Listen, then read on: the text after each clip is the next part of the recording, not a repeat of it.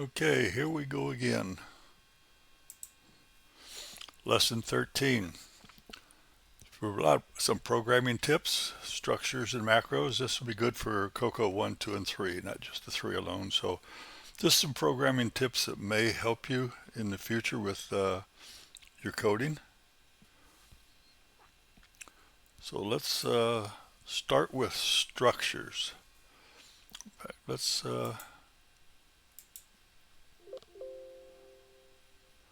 structures. Okay, you can read that there. Structure is a way to group related variables in one place. Okay, and this is very common in C, C++, C Sharp, and other languages.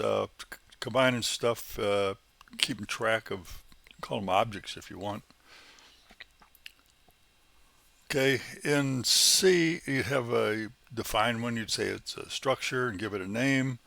And inside these braces here, you have a character of A, integers and floating, and whatever you feel you might need within that structure.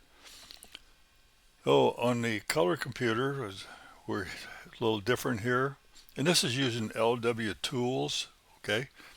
I don't know what other compilers do, but in LW tools, this is the way he defines them. Give it a tag name and the word struct, and put in there what you want. I'm just using stuff I just typed in here, no specific reason. We're working with some boxes. We have box number, reserved memory byte, 1 byte, buffer address, reserved 2 bytes, screen address, reserved memory double, 1, and a name, 15. And the reason I put these two in here, they're both screen addresses. They're both 2 bytes wide. You can either do it either way. You can say reserve 2 bytes or 1 double word. I always use RMB2 as opposed to the D, but just it's whatever you feel like doing. Oops. So let's look at the code here. Better yet, let's look at the actual real code. Okay, this is our example code, and we've got some things we're including. We're including our normal common file. We're going to include a macro file. We got the macros, which later on in this exercise, and we have an include file just for this particular lesson 13 exercise. So if we look at, here's the include file for lesson 13, and it has our structures in here that we're going to be using and demonstrating. They have no real meaning in the world, but it's the stuff I just put together for this exercise. First one is about as simple as you can get. It's called XY position, a tag name, and then we'll call it our struct. And with inside that structure, we're going to have a column, one byte for X position, 1 byte for a row, and to end your structure, you have to have the word end struct. So that's our structure. It's only 2 bytes long, but not very complicated. Below it, we got another structure, TP. I used it for temporary. And inside that, we're going to have box 1, 1 byte for a box number, a buffer address, 2 bytes, 1 byte for box 2 number, and box 2 address, etc. And for a screen, what are we working with? Are we working with a 256 or 320? Remember, we're not filling anything in here. This is just we're reserving a space for this. And we got the last entry in here is XY with, XY position. So that's this structure up here. So we're including this XY structure inside this structure. I'm hoping I'm not, we're not going to get too complicated, but just show you what we can do, okay, and how to make your life easy, especially if you got a program that you want to change and modify. We'll get to that later on. We're going to skip this third one down here. We'll get back to it later. So let's look at the compiled listing of this program. Okay, we've included these things, and here's the compiled structure, okay? And you notice all the things with the structure has an S at the end of it, okay? And here's the offset or the address was inside there. Column, this is the first thing, is at 0 because we only have column and row. So column is at 0, row is at 1. The length of this structure is 2. Likewise, our temporary 1, and you can see them, we've got 0, 1, etc., and a length of 10, or hex 0A. So that's how them would compile. I mean, here they're not taking up any room. It's just show you what, if you once you use them, that's what they will take up. So here are our program, our structures. We're going to arg at hex E0, and we're going to say temp number 1, and we say TP. Okay, TP is the name of our structure here. So we'll have that memory reserved, and we'll be able to address it through this here. Okay, and temp 2, which is at E0A, which is 10 bytes down, we'll have another temporary. So we're going to have 2 copies, or 2 memory areas reserved that use this structure. We'll get to that part there later. So working with our temporary ones. Now, this way I've got this code is here. I'll be jumping back and forth, so you'll hopefully see why later on. So our actual executable codes at F00. Oh, by the way, first thing, this code will not run. If you execute this code, you will hang up within the first 10 or 12 instructions, because there's just stuff I typed in. There's no rhyme or reason for any of it. It's just an example to show you what we're doing. All right, here's our first instruction. Load A with temp1 dot box 1. Okay, when you're using structures, you give it the name of the structure that you give it, and then with inside there you do the dot and with inside of it. Okay, so temp1, look back up here, was here, and inside there we have box 1. I think you'll see this here in just a minute. Okay, so let's look at the address of that. So temp1 was at E00. Okay, and then we're using box 1. Okay, and within there, box 1 is an offset of 0. It's the first thing in there is an offset of 0. So E00 plus 0 is E00. So where's our instruction says is load that in there from address E00. So it did all the calculations for us. We didn't hard code anything. We just give it some names, some dot names with inside. All right, our next instruction is store A in temp2 box 2. Okay, so we could look at that. Temp2 is at E0A, and box 2 is at 3 positions in. So if we had E0A, that would be BCD. Okay, so that instruction should say E0D. Okay, you'll see what this means, or hopefully clear it up for you later on, because we're going to try to do this where making your programs, when you're done with them, you can modify them without going through and checking hundreds of lines of code and changing anything that's hard-coded. There's nothing hard-coded in here. It's just all in here, and recompiling with changing the structures, and you'll be just good to go just by changing the structure. Other examples here is the same thing. Just clear this one, load X, that address, and store it. It's the same thing as these other instructions was. Now, here's a different one. Okay, we're going to load register B with the number 17, and we're going to store B within our structure temp2 dot xy dot row. So we got 2 dots in there. Okay, so that's what we're doing. Temp2, which was here, and it is a structure that looks like this, and the xy is like this, and within xy we've got these up here. So we went down two layers into that. Okay, temp2 dot xy dot row. Okay, so we can get there with naming convention. You can go as deep as you want. You know, I very rarely ever go past this here. I don't know if I ever, very seldom do I do this.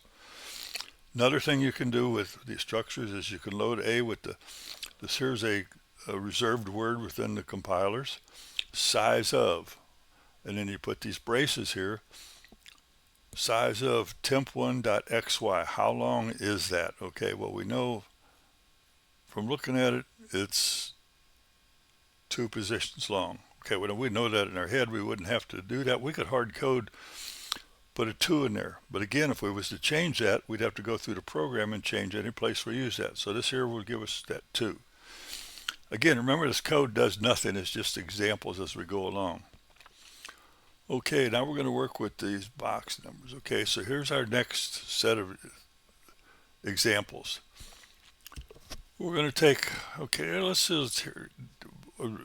talk, we're talking about a grid here. Okay, let's jump ahead here, or not jump ahead, but here's an 8x8 grid. Just this here is a preview of what we're going to be doing in lesson 14 when I get it done. We're going to be using this 8x8 grid, so that's what we'll be using. So that's what we're talking about here. I didn't put all of them in here. Okay, I just put some of them here. The first row, got box 0, box 1, 2, 6, down through 7. And I skipped it and I put the very last box. I wasn't going to sit and type all 64 boxes in there, but anyway, so we're just going to use the first row as in our example here. So we've created reserved 2 positions for each one is the row column. Okay, so down here we could do a load A box 1 column. Okay, so box 1, which would be the second one here, and with inside that our column, and store it in the box 5 column. Okay, which you can see that's very simple. You can look at the address in there. I don't know if you'd ever use code like this, a hard code, especially working with 64 boxes. I don't know how you'd ever keep track of it. But we could do, here's one way to get into them. We'll load up register X with the address of the very first box, or box 0. That's addresses, all of them below it. And we're going to look at box number 6. We'll put 6 in A.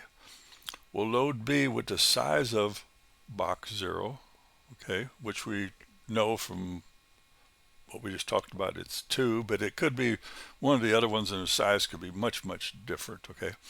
We'll multiply it, and then we'll add B to register X. So if we had 6 there, 2, that's 12. We'll add 12 to our register X. Okay, box 0, go back up here, was at 20, and we're going to add 12 to it, or C, so it'd be to E2C, which is here, which you'll see is our box 6. So now our register is pointing to box 6. And when we get there, we could say load B with XY position dot row off of register X. So that way we've pointed to one box, and you could, up here at this code here, at this point here, you could put one of them for I equals 0 to 63 and do a loop through each one of the boxes with just a little bit of code. You probably would never want to do this up here. It's just an example. Okay, our next section says working with some objects here. Okay, that's what I'm calling it. Go back up to our structures. We didn't talk about this earlier. After using this box in here, I probably could have given this here a different name, but anyway, I use this structure to just call it one box. And you can see it's got a box number. It's got the beginning XY position. So we've got our XY position, and we got the current XY. So we got 2 of them structures within inside this structure here. We got the deltas for the X and Y. We got a color, and we got another byte just for whatever something I put in there. Is this box active, yes or no?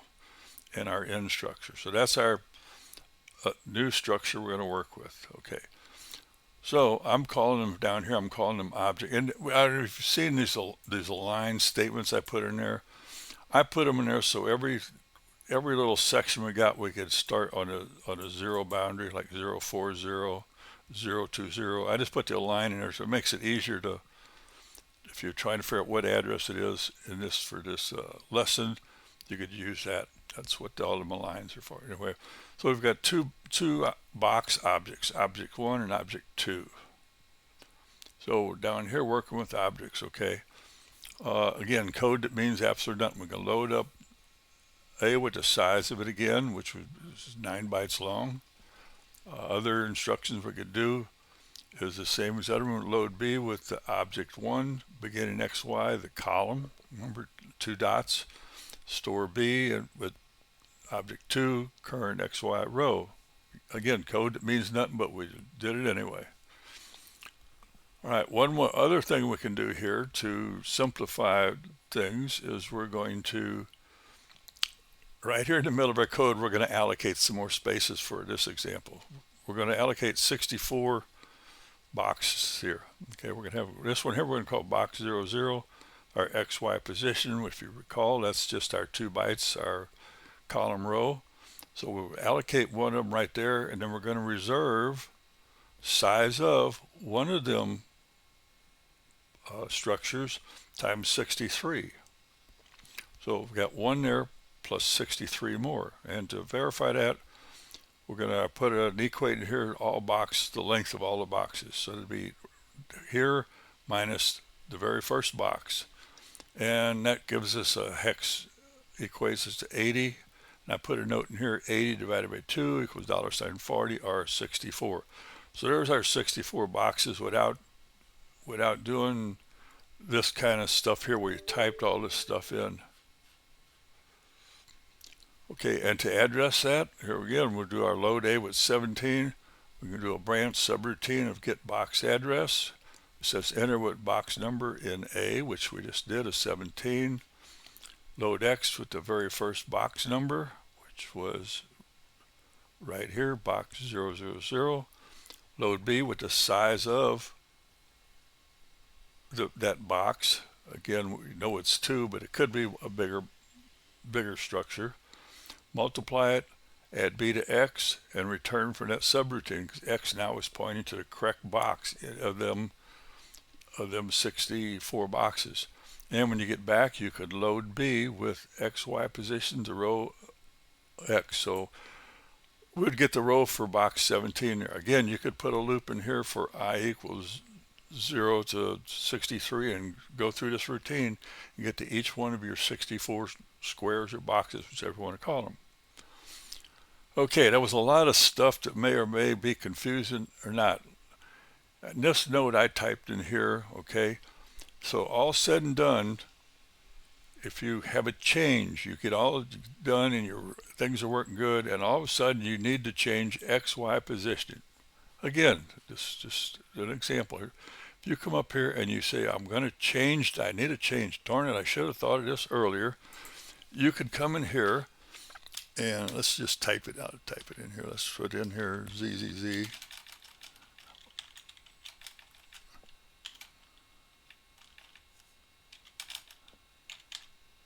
If I can type right, junk. Okay, we just changed the structure for every one of these. Remember, we had an XY in this one, we got a couple of XYs in this one, and we did all these size ofs down here and that. But lo and behold, you get down here and you read this note, you recompile and you're done. You're done. Everything still works. Nothing is broke. It all still works because we didn't hard code any one thing. We used size ofs, we used positions off within the structure. Okay, and that also means I could have changed added something to front too. We could have put something here.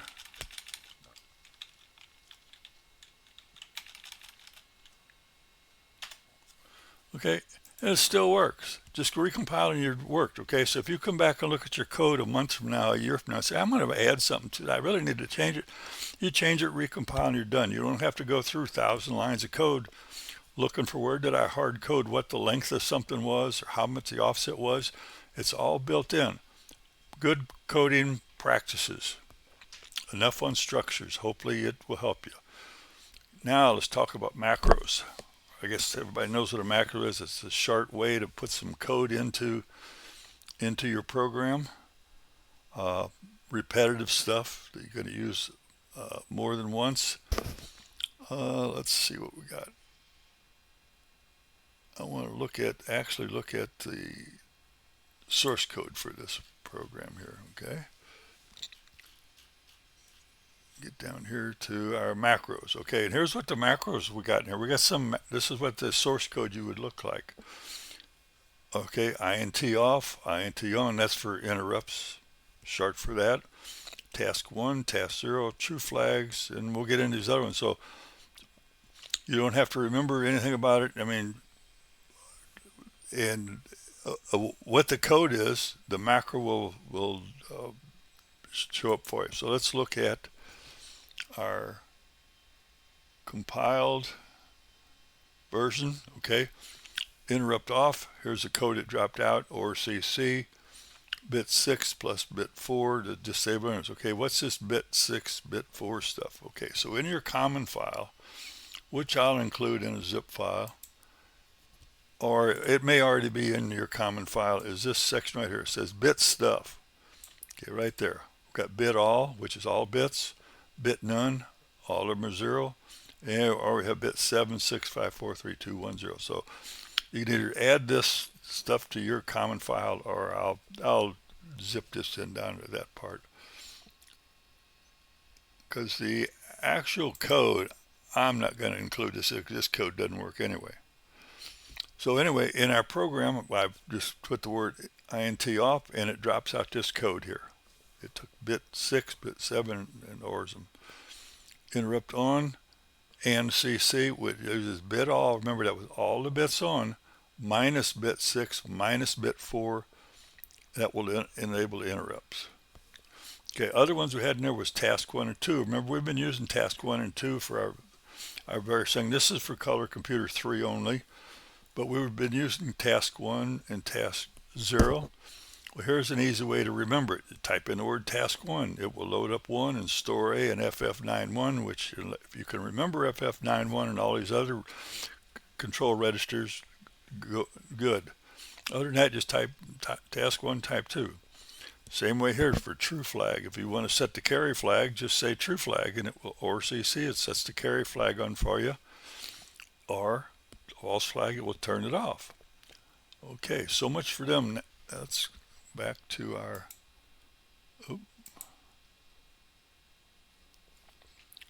too many things going on here. Okay, now we got some SB on, SB off, B on, B off. Okay, and what them is just some other macros that I put in there that you may or may not want to ever use. Okay, the first one is set bit on, and you say, well, why would I not just type in there or the bit I want? And you can, that's fine. But one thing you can do with this here is let's go out and actually look at some of the macros. I think I can explain it better. Okay, a macro is like a structure. It starts off where you get a tag name, the word macro, some code, and in the macro. And with inside this here, that's all it is. It's just that one line, and it will just drop that out in your code. Same with true flag, false, low speed, high speed, pokes, the task 0, the task 1. And now we're getting to something a little bit different here. This set bit on. The params are register, A or B, and a bit number. Example is SB on A, 6. The code it will drop out is OR, and you remember you can only OR one or two registers, A or B, so that's it. And if you was to put, instead of set bit on A, if you was to put set bit on X, it'd have OR X, and you'd get a compile error. So it will, you don't have to worry about checking that stuff in here. The compiler will check for you. To use these parameters or passed, you use the backslash and the number of the parameter. \1 is the first parameter, or this A. And we're going to do #_bit \2, the second parameter. And over here in our comments, okay, so if we look at the actual code, our set bit on A6, it will drop out or A bit 6, set bit 6 on. And you're going to find out set bit off is the same way. We can set bit off.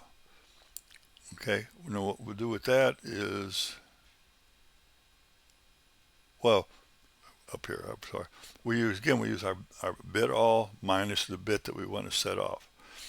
It's the same thing, okay? And you say, well, I can just, this is easy to do an or an and, but the thing is, you can, if you get lots of bits going on, and you can think about it, in that, in your include file or somewhere in your program, you could just add something and say something like,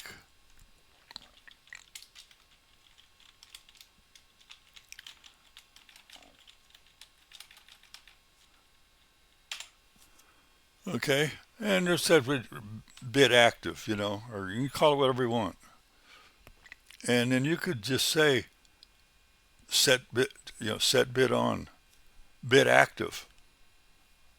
Okay, and if you got it in register, that way you can use names like that, and you don't have to worry about what bit they are because it's an active bit no matter where you're at.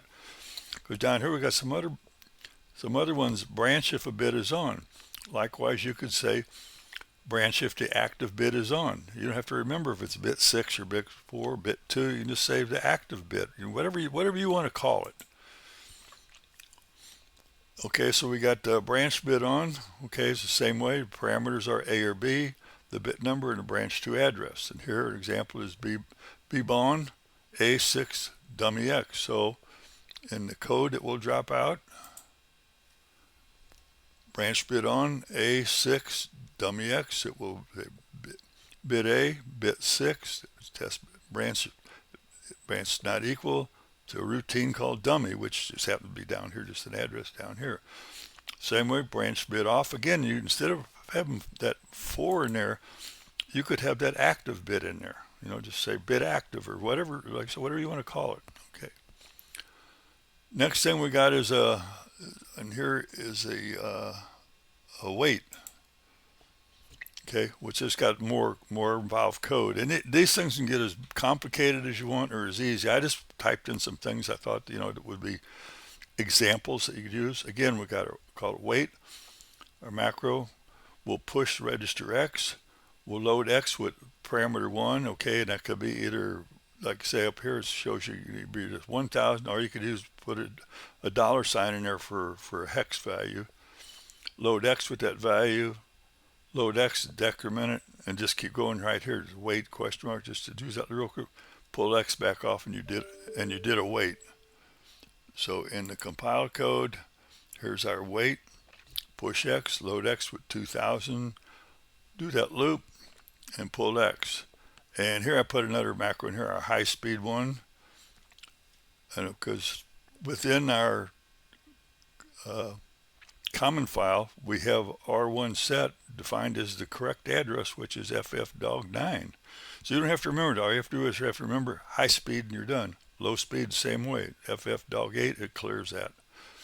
And we have another wait with a dollar sign, and that's 1,500, and so it does the same thing. Notice anything wrong here? Notice something wrong? Come on. We have two wait question marks. Wait question mark, wait question mark, okay? We've got two tag names the same. You should get a compiler error because you have duplicate tag names. Wrong. Because if you use a question mark or an @ sign inside the macro, it becomes a local variable. This dummy X down here, that's a global variable, and it can be used anywhere, like up here, branch to dummy. You can use it anywhere in the program. When you're doing a macro, inside this macro here, this wait macro, we put this question mark in the name. It's only accessible inside of this, between the macro and the amend macro. So it becomes a local variable. So we can have a wait question mark for this one here and a wait question mark for this one here. Something you just think you should know. I think that's going to be the end of this. Okay, next lesson we'll be using this here, hopefully. Whenever I get around to doing it, some of these things take long. Okay, and I'm going to use some structures and some of the macros within that. So hopefully I've got everything I need in this lesson here. So one more thing, I'm not going to add this code that I did. The code doesn't work. It's just stuff I typed in. You can type it in. I'll scroll through as we go here, and you can type it in or type up your own, which would be better, but this will just give you an example, because this code would definitely fail. It's just junk I put together. So type it in or type your own, and good luck with it. See you in the next lesson. Bye.